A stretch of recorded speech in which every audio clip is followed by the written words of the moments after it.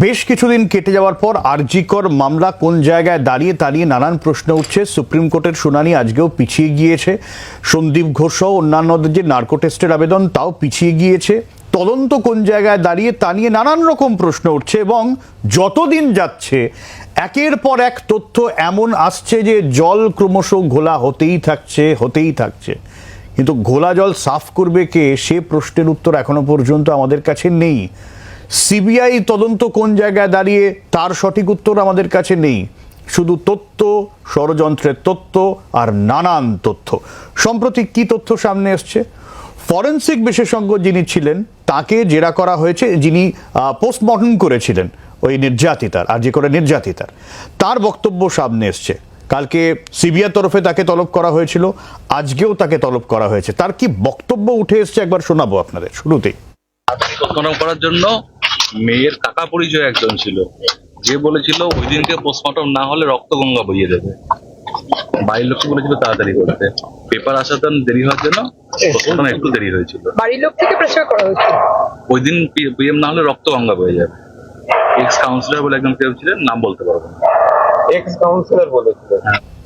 আমি আলোচনায় আসবো, তবে তার আগে আমাদের সঙ্গে আজকে যারা রয়েছেন একটু আলাপ করে দিই। আমাদের সঙ্গে তৃণমূলের কৃষাণ মিত্র রয়েছেন, সিপিআইএম এর শতরূপ ঘোষ রয়েছেন, বিজেপির জ্যোতি চ্যাটার্জি থাকবেন আমাদের সঙ্গে রয়েছেন চিকিৎসক গৌরাঙ্গ প্রামাণিক।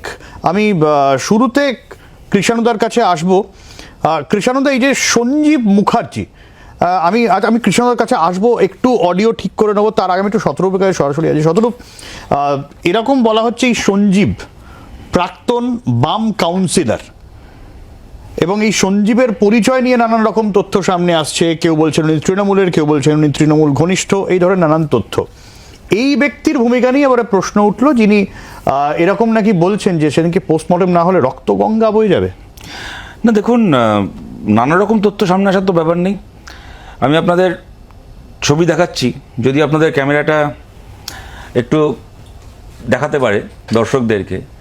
এই যে ছবিটা আপনারা দেখছেন, একদল সাদা লোকের মাঝখানে এই যে হলুদ জামা পরা এই ব্যক্তি, এ হচ্ছে সঞ্জীব মুখার্জি। 2013 সাল পর্যন্ত পানিহাটি পুরসভায় বাম কাউন্সিলর। এটা 2018 সালের ছবি, তৃণমূলে জয়েন করছে। তৃণমূল ফলো করে প্রচার করেছিল, ওদেরই সোশ্যাল মিডিয়া থেকে নিলাম ছবিটা আজকে, ওদেরই সেই সময় পোস্ট করেছিল। এবং জয়েন করছে যে তৃণমূল, এমনি বাড়ি থেকে হেঁটে গিয়ে একটা তৃণমূলের পতাকার তলায় দাঁড়িয়ে নিজেকে তৃণমূল ঘোষণা করলো এমন নয়। এই যে ব্যক্তিকে আপনারা পাশে দেখতে পাচ্ছেন দাঁড়িয়ে আছেন, আমি একটু বড় করছি ছবিটা, চশমা পরা এই যে ভদ্রলোক পাশে দাঁড়িয়ে আছেন, যার উপস্থিতিতে তৃণমূলে জয়েন করছেন এই সঞ্জীব মুখার্জি, তিনি হচ্ছেন নির্মল ঘোষ, পানিহাটি তৃণমূল এমএলএ। পানিহাটি তৃণমূল এমএলএর হাত ধরে তৃণমূলে জয়েন করেছিল। যে পানিহাটি তৃণমূল এমএলএ আজকে আরজিকর হাসপাতাল থেকে শুরু করে পানিহাটি সোদপুর শ্মশান পর্যন্ত তড়িঘড়ি করে পোস্টমর্টম থেকে শুরু করে দাহ কাজ পর্যন্ত সম্পন্ন করার তাড়াহুড়ো অর্গানাইজ করেছিলেন কি চাপার জন্য, সেটাকে নিয়ে এখন সিবিআই তদন্ত করছে। এবং এই যে সত্যি তো সঞ্জীব মুখার্জিকে দিয়ে কেন এরকমভাবে বডিটাকে পুড়িয়ে দেওয়া হলো, রক্তগঙ্গা পুড়িয়ে দেওয়ার হুমকি দিয়ে পুড়িয়ে দেওয়া হলো। কারণ আমাদের মনে আছে সভ্য, তোমার নিশ্চয়ই মনে থাকবে, আনিস খানের ঘটনার সময় পোস্টমর্টম করে বডিটাকে কবর দিয়ে দেওয়া হয়েছিল। কোর্টের নির্দেশে 7 দিন পরে যখন বডিটাকে বার করে আনা হলো কবর থেকে এবং তারপরে দ্বিতীয়বার পোস্টমর্টম করা হলো, তখন দেখা গেল প্রথম পোস্টমর্টম রিপোর্টটা পুলিশ ফেক রিপোর্ট জমা দিয়েছিল, মিথ্যে। আনিস খান ধর্মে মুসলমান ছিল, দ্বিতীয়বার তার পোস্টমর্টমটা করা গেছিল আদালতের নির্দেশে কবর থেকে বডি বার করে এনে। এক্ষেত্রে যিনি ভিকটিম, তিনি তার ধর্মীয় পরিচয় অনুযায়ী তার বডিকে পোড়ানো হয়েছে। দ্বিতীয়বার পোস্টমর্টম করার সুযোগ থাকবে না জেনে তাড়াহুড়ো করে কেন পুড়িয়ে দেওয়া হলো? তারপরে আজকে সঞ্জীব মুখার্জি যদি সিপিএম হয়, তাহলে তো ধরে নিতে হবে শুভেন্দু অধিকারীর পরিচয় হচ্ছে তিনি তৃণমূল নেতা, কৃষ্ণ মৈত্রের পরিচয় হচ্ছে তিনি বিজেপি নেতা, মমতা বন্দ্যোপাধ্যায়ের পরিচয় হচ্ছে তিনি কংগ্রেস নেত্রী। সুতরাং এগুলো বলে তো আর তৃণমূল নিজের পাপ ঢাকতে পারবে না। সত্যি কেন নির্মল ঘোষের নির্দেশে নির্মল ঘোষের ছায়াসঙ্গী তড়িঘড়ি করে বডি পোড়ানোর ব্যবস্থা করলো? এবং নির্মল ঘোষ কোন রাজকার্য সেদিন করছিলেন? এবং তার সঙ্গে খালি তোমাদের শেষ একটা কথা মনে করিয়ে দিই, আমরা এটাও শুনেছি সেই সময় হাসপাতালে যিনি ছিলেন, শ্মশানে যিনি ছিলেন দায়িত্বে, তার একটা ইন্টারভিউ এই ঘটনার পরেই সামনে এসেছিল, যেখানে তিনি বলছেন যে এই নির্যাতিতা, এই ধর্ষিতা ডাক্তারের দেহ যখন নিয়ে যাওয়া হলো শ্মশানে, তখন সামনে আরো 2টো বডি ওয়েটিংয়ে ছিল, কিউতে ছিল, লাইনে ছিল। সেই 2টো বডিকে আটকে রেখে ঠিক তাদেরকে টপকে এই বডিটাকে পুড়িয়ে দেওয়া হয় কিসে? এবং তারপরে ভোরবেলা মানে আলো ফোটার সময় যে মৃতদেহটাকে পাওয়া গেছে, তার মৃত্যুর এফআইআর খুনের এফআইআর করা হয় রাত্রির 11:15 সময় গিয়ে, তার মাঝখানে এই পুরো ব্যাপারটা ঘটিয়ে বডিটাকে পুড়িয়ে দেওয়া হয়। কেন করা হয় এইগুলো জানার জন্যই তো এত মানুষ রাস্তায় নেমেছেন। আমি কৃষ্ণদার কাছে যাব এই জায়গা থেকে। কৃষ্ণদা, এই যে সঞ্জীব মুখার্জি যার কথা বলা হচ্ছে, একদম পাশেই বাড়ি ভদ্রলোকের, একটা প্রশ্ন তো সামনে আসতেই পারে যে এর ভূমিকাটা একটু অদ্ভুত, কারণ নির্যাতিতার সেখানে আমি বাবা মার কথা যদি ছেড়েও দিই যে তার মানসিক অবস্থা সেরকম ছিল না, কাকু ছিলেন, কাকিমা ছিলেন, প্রাপ্তবয়স্ক ভাই ছিলেন, মামার বাড়ির তরফে আত্মীয়রা ছিলেন সেদিনকে। এই সঞ্জীব পোস্টমর্টমে তার কি ভূমিকা তা নিয়ে চিকিৎসক তিনি প্রশ্ন করলেন, যিনি পোস্টমর্টম করেছেন অপূর্ব বিশ্বাস চিকিৎসক। ক্রিমেশন সার্টিফিকেটে এনার সই, এফআইআর রিসিভ কপিতে এরকম এনারই সই। গোটা বিষয়টা একটু ফিশি আপনারও মনে হয় নাকি? না দেখো, নিশ্চয়ই একটা তদন্ত হচ্ছে, তো তদন্ত তো এগুলো বার করুক, কিন্তু তুমি যদি ঘটনা প্রবাহ দেখো তো সবই তো সূত্রের মাধ্যমে অনেকেও অনেক কিছু লোকাচ্ছে বা অনেক কিছু আবার মিথ্যে প্রচার করার চেষ্টা করছে। ফেক নিউজে তো পটু, একটু আগে অনেক কিছু শুনলাম শতরূপের মুখে, তো শতরূপ তো মানে খুব ধোয়া তুলসী পাতা তা তো নয়। তো বিষয়টা হচ্ছে যে এই পেপারে, নিউজ পেপারে পড়লাম উনার বাবা মা বলেছেন যে তারা ইনাকে দায়িত্ব দিয়েছিলেন, যেহেতু তাদের মানসিক অবস্থা খুব ন্যাচারালি তাদের মানসিক অবস্থা ভালো ছিল না, তো তারা এই ব্যক্তিকে দিয়েছিলেন। এটা মানে প্রিন্টেড অক্ষরে নিউজ পেপারে বেরিয়েছে এবং এলিতেলি নিউজ পেপার নয়, বেশ ভালো প্রচারিত নিউজ পেপারে। তো সেটাও ভেবে দেখা উচিত যে তার পরিবারের পক্ষ থেকে এই ব্যক্তিকে কোনো পূর্ব পরিচিত হিসেবে তাকে দায়িত্ব দেওয়া হয়েছিল কিনা। আর যখন আমরা জানি যে যদি শ্মশানে, বিভিন্ন শ্মশানে যদি পুরো প্রতিনিধির কাছ থেকে একটা বিশেষ ছাড় দাবি করা হয়, সেই ক্ষেত্রে অনেক সময় শ্মশানের কাগজপত্র পুরো সবার কারুর নামে হয়, যাতে পরবর্তীকালে অডিটে যে সেটা ফ্রিতে করা হয়েছে সেটা মেলাতে সুবিধা হয়। এই যে শ্মশানের কথা উঠলো, দেহ এলো তার ঘন্টাখানেক পর ওই এলাকায় নির্যাতিতা নিহতের বাবা মা তারা আসেন, ঘরের মধ্যে তারপরে দেহ ঢোকানো হয়, 20 থেকে 25 মিনিট সেখানে দেহ ছিল, তারপরেই পুলিশের তরফ থেকে সেটা সৎকারের জন্য বলা হয়। কৃষ্ণদা, এটা খুব স্বাভাবিক একটা বিষয় না যে ধরা যাক আমাদের নিকটাত্মীয় কেউ মারা গিয়েছেন বা পরিচিত কেউ মারা গিয়েছেন, 20-25 মিনিট তো তাকে দেখে দেবো না। প্রচুর মানুষ আছেন, তারা আরও আত্মীয় আছেন, তারা শেষ দেখাটা অন্তত দেখতে চান, কিছু সময় রেখে দেওয়া। কিন্তু এখানে কোনো একটা বিষয়ে চাপ দেওয়া হয়েছিল, তাড়াহুড়ো করা হয়েছিল, এমনই যে প্রচুর পুলিশের ছয়লাভ, শ্মশানে নিয়ে গিয়ে দুটো দেহ টপকে গিয়ে দাহ করে দেওয়া হয়। প্রশ্ন কি কৃষ্ণদা উঠবে না এইসব নিয়ে? না, প্রশ্ন তো 100 বার সব ব্যাপারে ওঠা উচিত, ঠিক আছে, প্রশ্ন ওঠাতে তো কোনো প্রবলেম নেই, কিন্তু প্রশ্নটা সঠিকভাবে উঠছে কিনা এটা দেখতে হবে। আর তার এই যে তুমি যে চিত্রনাট্যটা বললে, এই চিত্রনাট্যটা কি অ্যাকচুয়ালি ঘটেছিল? এটা তো এক পক্ষের অভিযোগ। কোনটার কথা বলছেন কৃষ্ণদা? যে 1 মিনিট শুনে নাও, আমি পাড়ার লোকের কাছ থেকে শুনেছি যে তাদের বাড়ির দোতলায় বা পাশের বাড়ির দোতলায় 40 মিনিট দেহ ছিল এবং সেখানে কোনো পুলিশ বা অন্য বাইরের লোক ছিল না, সেখানে তাদের আত্মীয় স্বজন, বন্ধু বান্ধব, স্থানীয় লোকজনই ছিল। তো 40 মিনিটে তাদের সুযোগ ছিল যে তারা যদি মানে দেহটা সংরক্ষিত করতে চাইতেন, যে তখন আমরা পোড়াবো না, সেটাও তো আমরা শুনিনি। মানে এটা তো খুব একটা লোকানো ভাবে হয়নি, এটা তো পাবলিক সকলের মাঝেই হয়েছে, এলাকার মানুষের সামনেই হয়েছে। আচ্ছা, শতরূপ দেখুন, যেটা বললো যে আমি ধোয়া তুলসী পাতা নই, আমি একেবারেই ধোয়া, এই নিয়ে কোনো সন্দেহ নেই। আমার গায়ে এক ফোঁটাও দুর্নীতির কালি নেই। তবে হ্যাঁ, একটা কথা ঠিক, আমি তুলসী পাতা নই, প্রয়োজন মতো বিচুটি পাতা হতে বেশি ভালোবাসি।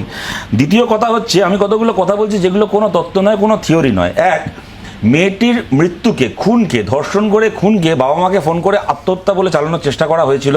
এটা প্রথমে তার বাবা মা অভিযোগ করেছিলেন, পরবর্তীকালে আমরা সবাই তার সেই কল রেকর্ড শুনি এবং তারপরে ইন্দিরা মুখার্জি প্রেস কনফারেন্স করে কার্যত সেই কল রেকর্ডকে স্বীকার করে নেন যে কল রেকর্ডটা ফেক নয়। পুলিশের, আমরা জানি একজন আইপিএস অফিসার কলকাতা পুলিশের। এটা কোনো থিওরি নয়, এটা একেবারে ইনফরমেশন।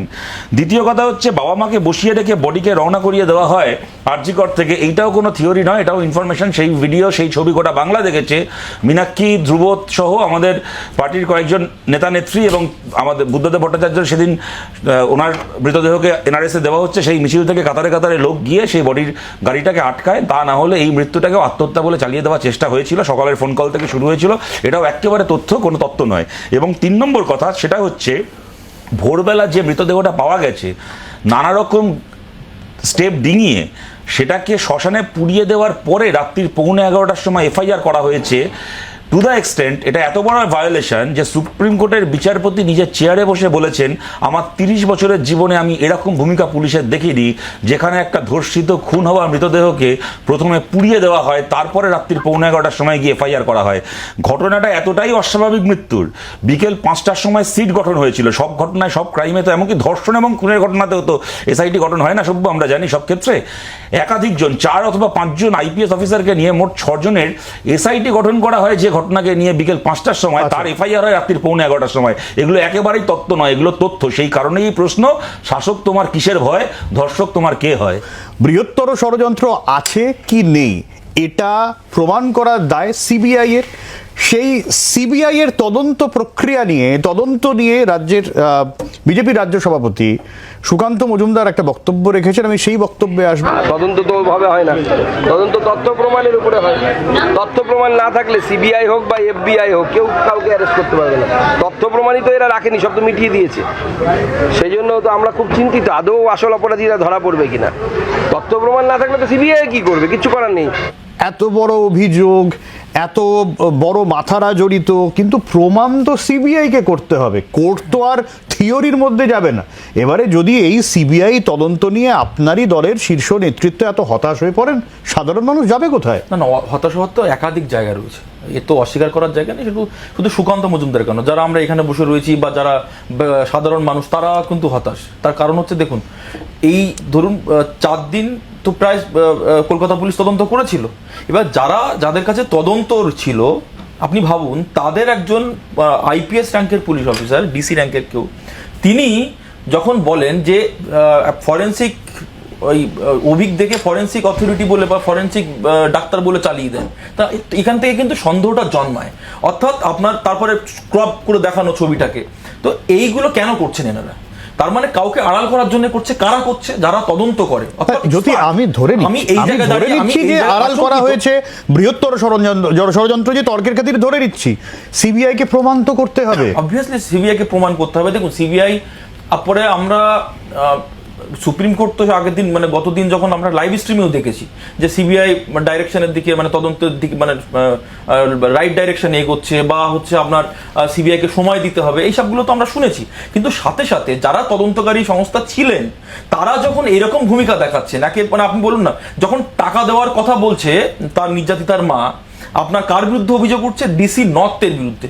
অর্থাৎ ডিসি নর্থের কার জন্য, কাকে বাঁচানোর জন্য টাকা অফার করেছে, এবং সেই প্রেস কনফারেন্স কে করছে? শশী পাজা। অর্থাৎ বিগেস্ট নেক্সাস এখানে কাজ করছে, এত পরিষ্কার। অর্থাৎ যারা তদন্ত করে তারা তো ভালো জানে যে তদন্ত, মানে তথ্য প্রমাণগুলো কিভাবে লোপাট করতে হয়। তার কারণ হচ্ছে তারা তো জানে যে তদন্ত তো তারাও করে এসছে। তথ্য প্রমাণ লোপাট হয়েছে, সিবিআই এখনো অবধি না বলেছে, না দাবি করেছে, না কোর্টে বলেছে, সূত্রের মারফতে তারা লিক করছে। তাহলে যারা এখানে প্রমাণ লোপাট বলে শুরু করছেন বা বিতর্ক, তারা, তাদের কাছে যদি এত তথ্য প্রমাণ থাকে, তারা সিবিআই কে সেটা জমা করে পার্টি হন না এই কেসে। পার্টি হব না, অথচ স্টালিন এবং মাউদের মতো আমি মিথ্যাচারটাকে বারংবার বলতে থাকবো তথ্য প্রমাণ লোপাট হয়েছে। ডক্টর প্রামাণিক কিছু একটা বলবেন, শতরূপের কাছে আসবে। ডক্টর প্রামাণিক কিছু একটা বলছিলেন, হ্যাঁ বলুন। আমি কৃষ্ণবাবুকে বলবো যে এইরকম ভাবে মিথ্যাচার করবেন না। সিবিআই স্বয়ং সুপ্রিম কোর্টে বলেছে যে কি এভিডেন্স ট্যাম্পারিং। সুপ্রিম কোর্ট সেই সমালোচনায় বলেছেন যে বিগত 30 বছরের অভিজ্ঞতায় এইরকম এভিডেন্স ট্যাম্পারিং এর ঘটনা সুপ্রিম কোর্ট দেখেনি। তাহলে এভিডেন্স ট্যাম্পারিং যে বলেন, এটা কিসের কথা শুনলেন? আর সঞ্জয় ঘোষের কথা সঞ্জয় রায়ের কথা বলছেন। আমার তো মনে হয় আপনারা আসল ধর্ষক এবং খুনিকে বাঁচানোর জন্য সঞ্জয় রায়কে মানে বলির পাঠা করে তুলে দিয়েছেন। দেখুন, প্রথম কথা হচ্ছে, কৃষ্ণদা বিজেপি থেকে তৃণমূল হয়েছে, কিন্তু স্ট্যালিন এবং মাওয়ের উপর রাগটা দেখলাম যায়নি। আমি একটা কথা জিজ্ঞেস করছি, যাই হোক, ওই এই গোটা বাংলা এখন দেখছে ধর্ষকদের পক্ষে কে, ধর্ষকদের বিরুদ্ধে কে, ওই নিয়ে আর তরজায় গিয়ে লাভ নেই। আমি একটা কথা জিজ্ঞেস করছি সুকান্ত মজুমদারের কথার প্রসঙ্গে। আচ্ছা, নারদার কি প্রমাণ লোপাট হয়ে গেছে? নারদার ভিডিও শুভেন্দু অধিকারী বিজেপিতে জয়েন করার পরে বিজেপি নিজের ইউটিউব চ্যানেল থেকে সরিয়ে দিয়েছে, কিন্তু নারদার ইউটিউব চ্যানেল এখনও আছে, আমাদের কাছেও আছে, লাগলে আমরা দিয়ে দিতে পারি। হাত পেতে তৃণমূলের নেতাদের টাকা নেওয়ার ভিডিও তো রয়েছে, প্রমাণ লোপাট হয়নি তো। কি হলো, কি বিচার হলো 2016 থেকে 2024? সুতরাং এই দেখুন, এই কথাগুলো না, প্রশ্নটা খালি এখানে একটা মামলার নয়। এক্ষেত্রে সিবিআই কি করবে না করবে আমরা জানি না, কিন্তু সারদা থেকে শুরু করে নারদা, গরু, কয়লা, বালি থেকে শুরু করে একটা ক্ষেত্রেও সিবিআই যে সফল হয়নি এটা কিন্তু প্রমাণিত। সব ক্ষেত্রে প্রমাণ লোপাটটা কারণ হতে পারে না। এই যে বলছেন না 4 দিন, এটা দেখুন, আপনি ভারতের ইতিহাসে, সিবিআইয়ের ইতিহাসে কটা এরকম মামলা দেখাতে পারবেন বলুন তো, যেখানে একটা ক্রাইম হওয়ার 4 দিনের মধ্যে সিবিআই তদন্ত শুরু করার সুযোগ পেয়েছে? কারণ আমরা জানি হচ্ছে ল অ্যান্ড অর্ডার হচ্ছে স্টেট সাবজেক্ট। যে কোনো ক্ষেত্রে যখন কোনো ঘটনা ঘটে আগে রাজ্যের পুলিশ তা তদন্ত করে, সিবিআই 5 মাস, 6 মাস, অনেক সময় 2 বছর পরে তদন্ত পায়। এক্ষেত্রে 4 দিনের মধ্যে পেয়েছে। তারপর যদি বলে যে প্রমাণ লোপাট হয়ে গেছে, তাহলে যারা প্রমাণ লোপাট করেছে তাদেরকে তো গ্রেপ্তার করতে হবে বা অন্তত প্রশ্ন করতে হবে। কথাটা উনি ঠিক বললেন, উনি ফরেন্সিক বললেন। ঘটনা হচ্ছে যে অভিজ্ঞদের ছবি দেখিয়ে বলা হয়েছিল সে নাকি ফিঙ্গারপ্রিন্ট এক্সপার্ট। ঠিক কথা। কেন ইন্দিরা মুখার্জি একজন পুলিশ অফিসার অভিজ্ঞ দেখে ফিঙ্গারপ্রিন্ট এক্সপার্ট বলে চালানোর চেষ্টা করলো? ইন্দিরা মুখার্জিকে কাস্টাডিতে নিয়ে তো ছেড়েই দিলাম, ডেকে জিজ্ঞেস করেছে এখন অব্দি সিবিআই? উনি একদম ঠিক কথা বললেন যে ডিসি নর্থের বিরুদ্ধে মেয়েটির বাবা মা অভিযোগ করেছে, টাকা দিয়ে আমাদেরকে কেনার চেষ্টা করেছিল।